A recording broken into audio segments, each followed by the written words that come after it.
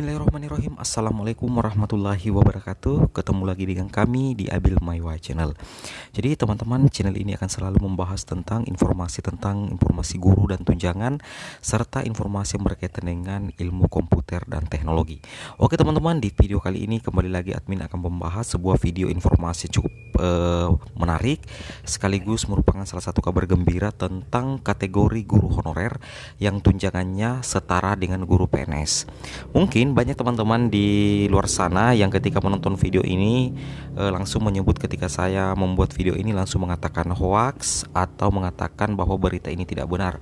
Namun realisasinya di lapangan memang benar teman-teman. Bahkan fakta mengatakan bahwa memang ketika teman-teman masuk ke dalam kategori guru honorer yang secara khusus, maka secara otomatis teman-teman akan mendapatkan tunjangan yang setara dengan guru PNS. Jadi seperti itu. Jadi ini adalah merupakan kenyataan, ini adalah merupakan fakta yang dibuktikan dengan peraturan yang masih berlaku sampai sekarang. Dan tentunya ini adalah merupakan terobosan pemerintah untuk guru honorer. Dan admin sendiri mengucapkan banyak terima kasih kepada Menteri Pendidikan dan Kebudayaan, kepada pemerintah, dan tentunya kepada Presiden Republik Indonesia. Oke teman-teman, tanpa basa-basi lagi kita langsung mengecek kira-kira kategori guru yang mana yang tunjangannya itu setara dengan guru PNS sesuai dengan fakta yang ada, seperti itu.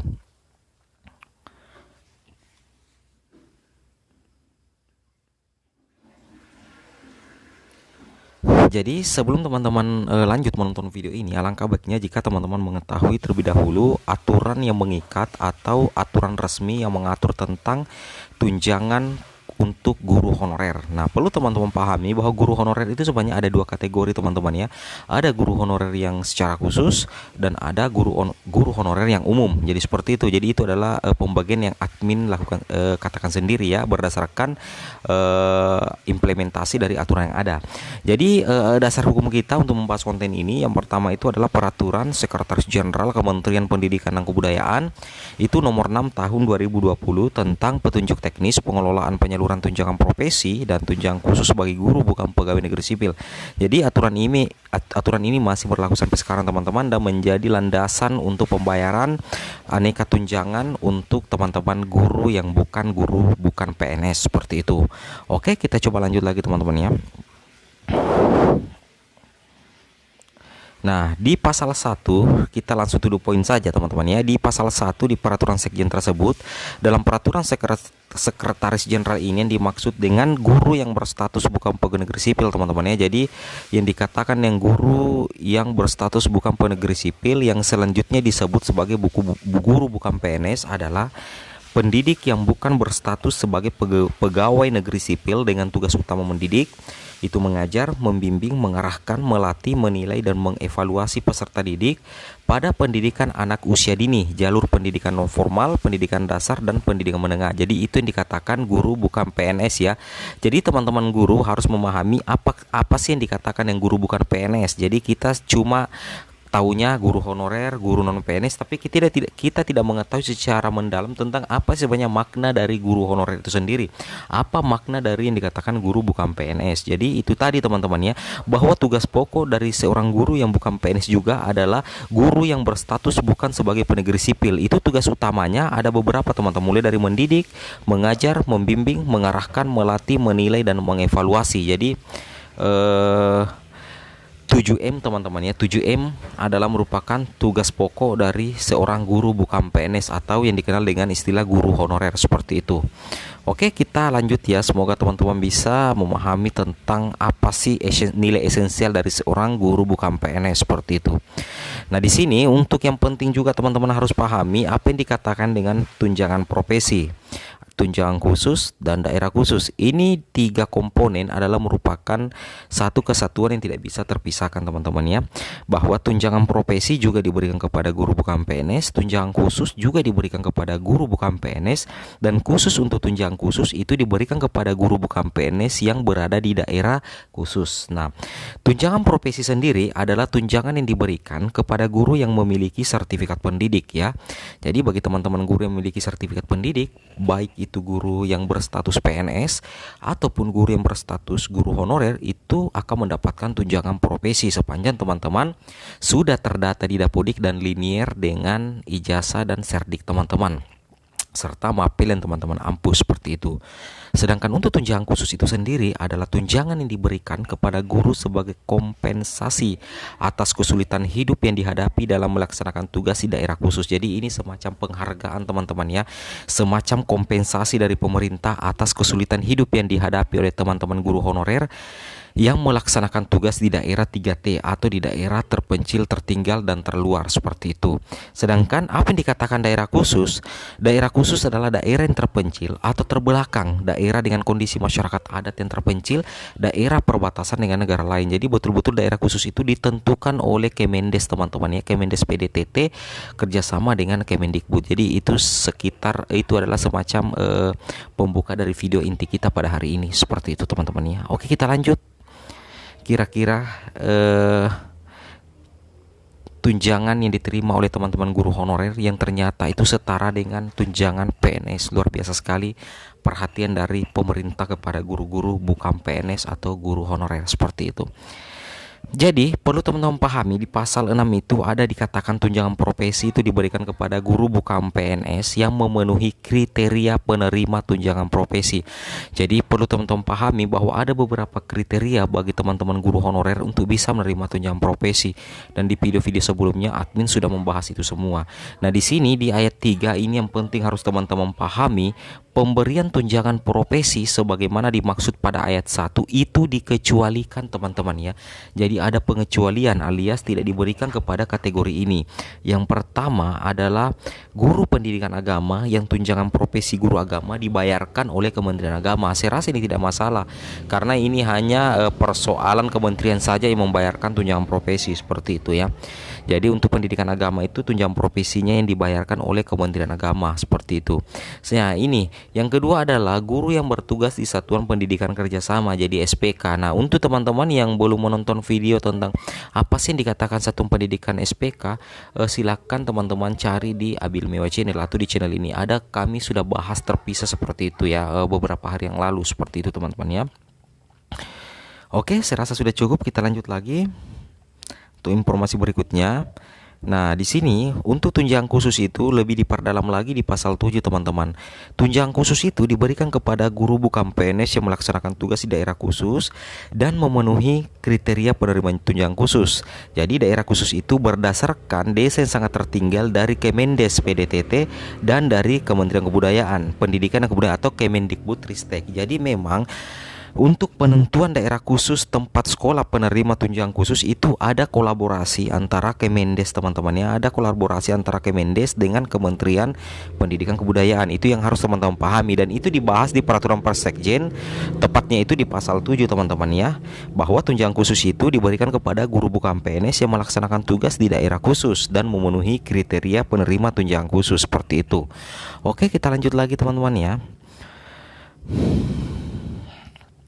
Nah, di sini yang perlu teman-teman pahami, kira-kira yang mana sih sebenarnya tunjangan guru honorer yang ternyata setara dengan tunjangan PNS. Jadi perlu teman-teman pahami, ini adalah fakta. Ini bukan hoax atau bukan clickbait atau bukan sekedar untuk mencari viewers atau subscriber. Jadi perlu teman-teman pahami apa yang admin katakan bahwa guru honorer itu ada dua kategori teman-teman ya. Ada guru honorer umum dan ada guru honorer khusus. Yang dikatakan guru honorer khusus itu adalah guru honorer yang telah memiliki SK Impasing. Sedangkan guru yang umum itu adalah guru honorer yang belum memiliki SK Impasing. Begitu maksud dari penjelasan admin. Jadi ini adalah realitas fakta yang ada di lapangan bahwa guru honorer memang ada yang memang menerima tunjangan itu sebesar tunjangan yang setara dengan gaji pokok PNS dan itu dibahas di peraturan Persekjen teman-teman ya, terutama untuk tunjangan profesi seperti itu. Jadi tunjangan profesi bagi teman-teman guru honorer yang belum impasing memang hanya mendapatkan besaran tunjangan profesi itu sebesar 1.500.000 dikali 3 bulan. Berarti dalam satu triwulan guru honorer yang tidak memiliki SK Impasing itu mendapatkan 4,5 juta dan ini masuk dalam kategori guru honorer umum seperti itu. Jadi ada pengecualian teman-teman ya. Ada pengecualian bagi teman-teman guru honorer yang memang memiliki SK Impasing.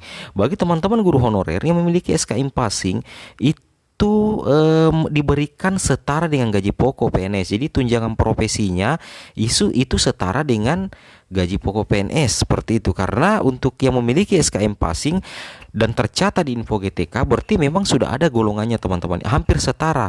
SKM passing itu adalah SK penyetaraan guru bukan PNS yang diberikan kepada guru bukan PNS seperti itu. Dan secara otomatis tunjangan bagi teman-teman guru honorer yang memiliki SKM passing itu disetarakan dengan gaji pokok PNS. Jadi ini bukan clickbait teman-teman, ini bukan berita hoax ataupun semata-mata kami membuat video ini untuk agar teman-teman bisa memahami bahwa sebenarnya pemerintah itu berusaha memberikan kesejahteraan kepada teman-teman guru, utamanya bagi teman-teman guru yang berstatus guru bukan PNS. Tapi dengan catatan bahwa teman-teman harus bisa meningkatkan kompetensi teman-teman untuk memenuhi persyaratan yang ada. Seperti itu ya, seperti itu maksud dari admin membawakan video ini, agar ada pencerahan. Jangan sampai di sosial media teman-teman terlalu banyak mengeluh bagaimana tentang tunjangan atau kebijakan-kebijakan dari pemerintah. Padahal sebenarnya pemerintah sudah menyediakan kesejahteraan bagi teman-teman guru honorer melalui SKM passing atau melalui P3K sebenarnya. Seperti itu teman-teman ya. Jadi itu adalah salah satu contoh tunjangan yang diterima oleh teman-teman guru honorer yang setara dengan gaji pokok PNS, yaitu tunjangan profesi guru. Ya, seperti itu. Jadi mudah-mudahan cukup jelas ya teman-teman ya. Oke, kita lanjut. Nah, kemudian berikutnya adalah tunjangan khusus. Nah, di sini teman-teman guru honorer yang juga memiliki SKM passing itu ternyata akan mendapatkan juga tunjangan khusus itu setara dengan gaji pokok PNS dengan masa kerja golongan ruang yang sama setiap bulan. Nih, luar biasa. Di sini ada buktinya teman-teman ya. Tunjangan yang setara dengan gaji pokok PNS. Nah, jika gaji pokok PNS itu golongan 3, anggaplah 3.500.000. Berarti guru honorer yang mendapatkan SKM passing dan menerima tunjangan khusus di daerah tertinggal itu bisa mendapatkan hampir puluhan juta teman-teman ya untuk tunjangan khususnya. Ditambah lagi jika mendapatkan tunjangan profesi guru. Luar biasa kesejahteraan diberikan pemerintah ya kepada teman-teman guru bukan PNS yang memenuhi persyaratan ini. Nah, sedangkan bagi teman-teman guru honorer yang tidak memiliki SKM passing, jangan berkecil hati. Nah, di sini dijelaskan bahwa bagi guru bukan PNS yang belum memiliki SKM passing atau kesetaraan itu diberikan sebesar 1.500.000 setiap bulan. Jadi tetap ada 1.500.000 setiap bulan untuk tunjangan khusus. Itu berarti dikali 1,5 dikali 3 berarti menerima sekitar 4,5 juta ya. Tentunya setiap tunjangan, baik itu tunjangan PNS ataupun tunjangan honorer, guru honorer maksud admin, itu akan dikenakan pajak sesuai dengan ketentuan peraturan perundang-undangan. Seperti itu teman-teman ya. Nah, jadi seperti itu penjelasan dari admin tentang tunjangan yang ternyata setara dengan gaji PNS seperti itu. Nah, sekedar tambahan teman-teman ya sebelum kita mengakhiri video ini. Jadi teman-teman, setelah teman-teman memahami tentang tunjangan guru honorer yang ternyata setara dengan PNS, tentunya teman-teman juga harus memahami tentang bagaimana sih sebenarnya sistem penyaluran dari setiap tunjangan, baik itu PNS maupun guru honorer. Jadi perlu teman-teman pahami untuk naungan Kemendikbud itu sendiri, penyaluran tunjangan, baik itu tunjangan khusus maupun tunjangan sertifikasi, itu ditarik dari data Dapodik teman-teman ya, yang bersumber dari data sekolah. Jadi tentunya ada kolaborasi antara rekan-rekan guru dengan operator sekolah agar teman-teman guru memiliki data Dapodik yang berkualitas seperti itu. Jadi data yang digunakan itu berdasarkan data Dapodik. Jika data Dapodik bermasalah, maka secara otomatis semua tunjangan, baik itu tunjangan guru honorer ataupun tunjangan guru PNS itu akan terhambat teman-teman. Bahkan ada beberapa kasus karena Dapodiknya bermasalah, betul-betul tunjangannya itu mereka tidak dapatkan, baik itu tidak dapatkan dalam 1 triwulan atau di 2 triwulan seperti itu teman-teman. Jadi ini real fakta yang ada di lapangan tentang besaran tunjangan diterima oleh guru bukan PNS. Jadi sekali lagi melalui video ini kepada teman-teman guru honorer, marilah kita menjadi smart people, bagaimana membedakan berita yang hoax ataupun berita yang benar atau sesuai fakta. Dan teman-teman bisa membedakan kira-kira mana berita yang hanya clickbait, hanya berusaha mencari subscriber, berusaha mencari viewers, atau berita yang betul-betul memberikan pencerahan berupa tambahan ilmu kepada teman-teman. Namanya kita adalah seorang pendidik, berarti kita harus bisa membedakan mana yang baik dan mana yang buruk. Seperti itu teman-teman ya. Oke, jadi mungkin cukup sampai di sini video informasi saya. Semoga video ini bermanfaat dan jika seandainya bermanfaat, silakan teman-teman share sebanyak-banyaknya ke media sosial teman-teman agar video ini bisa tersebar luas dan kita bisa mendapatkan banyak manfaat dari setiap konten yang ada di channel ini. Akhir kata, admin ucapkan banyak terima kasih. Wabillahi taufik wal hidayat. Assalamualaikum warahmatullahi wabarakatuh. See you next time.